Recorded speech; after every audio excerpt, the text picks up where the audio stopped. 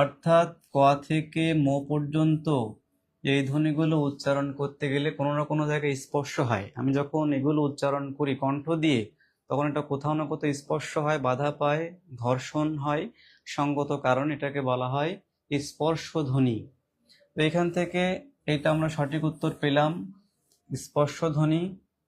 এইটা থেকে আমরা নিব যে উষ্ম ধ্বনি আসলে কি আসতে পারে। এখান থেকে প্রশ্ন, উষ্ম ধ্বনি, এই প্রশ্নটা খুব গুরুত্বপূর্ণ। আলাদা করে আসতে পারে যে বাংলা ভাষায় কয়টি উষ্মধ্বনি রয়েছে। এটা সঠিক উত্তর কি হবে আপনারা বলেন তো।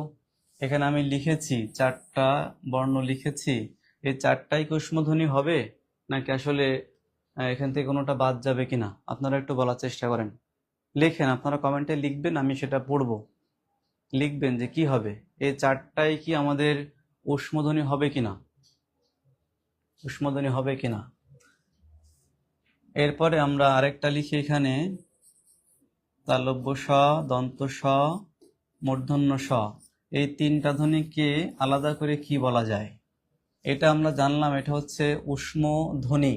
কিন্তু উষ্ম ধ্বনি সবগুলো হবে না। এখান থেকে এই মূর্ধন্য স, এটাকে আমরা ধ্বনি বলবো না, এটা আমরা বর্ণ হিসেবে নেব। তাহলে যদি বলা হয় যে উষ্ম বর্ণ, যদি বলা হয় যে উষ্ম বর্ণ কয়টি, সেক্ষেত্রে বর্ণ হবে 4টি। আর যদি বলা হয় উষ্ম ধ্বনি কয়টি, তখন উত্তর হবে 3টি। উত্তর হবে 3টি। ঠিক আছে, আপনারা কমেন্ট করছেন আশা করছি। উষ্ম বর্ণ 4টি এবং উষ্ম ধ্বনি হবে 3টি। আর এই 3টাকে বলা হয় শীষ ধ্বনি। এই 3টাকে বলা হয় শীষ বর্ণ, বলা হয় মূলত শীষ বর্ণ 3টি। যদি বলা হয় শীষ ধ্বনি কয়টি, তখন কিন্তু আবার উত্তর হবে 2টি, কারণ এটাকে তো আমরা বর্ণ বলছি। তাহলে ধ্বনি বললে তখন আমরা বলবো 2টি, 2টি ধ্বনি। অর্থাৎ শীষ ধ্বনি হচ্ছে 2টি এবং শেষ বর্ণ হচ্ছে 3টি। শেষ বর্ণ 3টি এবং শেষ ধ্বনি হচ্ছে 2টি। এটা আমরা শেষ করলাম এখানে। এখন যাব আমরা জিহ্বামূলীয় ধ্বনি। এটা খুব গুরুত্বপূর্ণ। এখান থেকে আমাদের প্রশ্ন বারংবার এসেছে এবং আসবে, সামনে প্রশ্ন আসবে, কিন্তু তার আগে আমরা একটু ব্যাখ্যা দেখব। আপনারা একটু বলেন তো জিহ্বামূলীয় ধ্বনি কোনগুলো। কমেন্ট করেন, আপনারা একটু কমেন্ট করেন।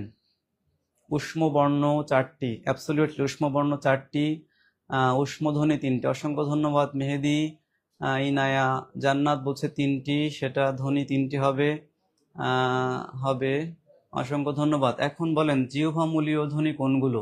জিহ্বামূলীয়, জিহ্বামূলীয় ধ্বনি দেখেন আমরা এখানে লিখব, আমরা এভাবে একটু উল্টো করে লিখি। ওষ্ঠ অর্থাৎ হলো ঠোঁট, ওষ্ঠ। তারপরে আমরা লিখব অগ্র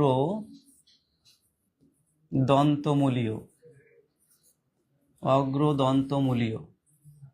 তারপরে আমরা লিখব পশ্চাৎ দন্তমূলীয়।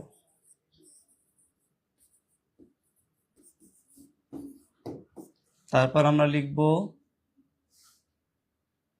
এরপর আমরা লিখব, এটা হলো পশ্চাৎ। ঠিক আছে, এরপর লিখব তালব্য, এরপর লিখব আমরা জিহ্বামূলীয়।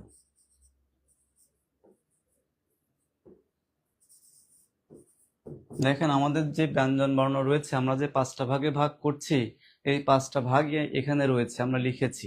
তাহলে দেখেন সবাই একটু কমেন্ট করেন, আপনারা জানিয়ে দেন যে এখানে এই জিহ্বামূলীয় ধ্বনি কোনগুলো হবে। আমি লিখেছি ওষ্ঠ মানে তো ঠোঁট। দেখেন আমি যে কথা বলছি, আমি ঠোঁট, এই ঠোঁট আমার সামনে, এই 2 ঠোঁট, এই 2 ঠোঁট দিয়ে আমি কথা বলছি, জন্য আমি প্রথমে এটা লিখছি ঠোঁট। ঠোঁটের পরেই কি, ঠোঁটের পরে হচ্ছে মূলত দাঁত, দাঁতের পরে কি, দাঁতের পিছনের অংশ, অর্থাৎ এটাকে বলা হয় মূর্ধা, অর্থাৎ মূর্ধন্য,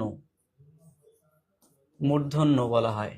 তাহলে ঠোঁট, তারপরে দাঁত, দাঁতের পিছনের অংশ অর্থাৎ পশ্চাৎ দন্তমূলীয়, তারপর দাঁতের ঠিক পিছনের অংশকে বলে তালু, যেখানে আমার জিহ্বাটা লাগছে, টাচ করছে ওটা তালব্য, এবং তারপরে হচ্ছে আমার জিহ্বার যে মূল অর্থাৎ জিহ্বা মূলীয় কণ্ঠ যেটাকে আমরা বলি কণ্ঠ, তাহলে এটাকে আমরা কি বলতে পারি?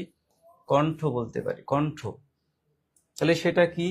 তাহলে এটাই কিন্তু ওই যে কণ্ঠমূলীয়, সেটা হচ্ছে ক, খ, গ, ঘ, ঙ।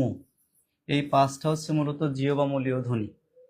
আর অন্যান্যগুলো আপনারা এখন বের করতে পারবেন কোনটা কোথায় হবে, ঠিক আছে?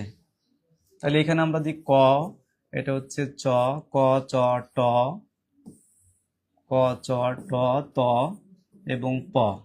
তাহলে ক চ ট ত প, এইভাবে আমরা যদি বিবেচনা করি তাহলে আমাদের হয়ে যাবে জিহ্বামূলীয়, তালব্য, পশ্চাৎ দন্তমূলীয় বা মূর্ধন্য, অগ্রদন্তমূলীয় বা দন্ত অথবা এবং ওষ্ঠ। পরশ্রয়ী ধ্বনি বা পরশ্রয়ী বর্ণ তিনটা আমরা জানি, অনুস্বার, বিসর্গ এবং চন্দ্রবিন্দু। এটা আমরা পারবো সবাই।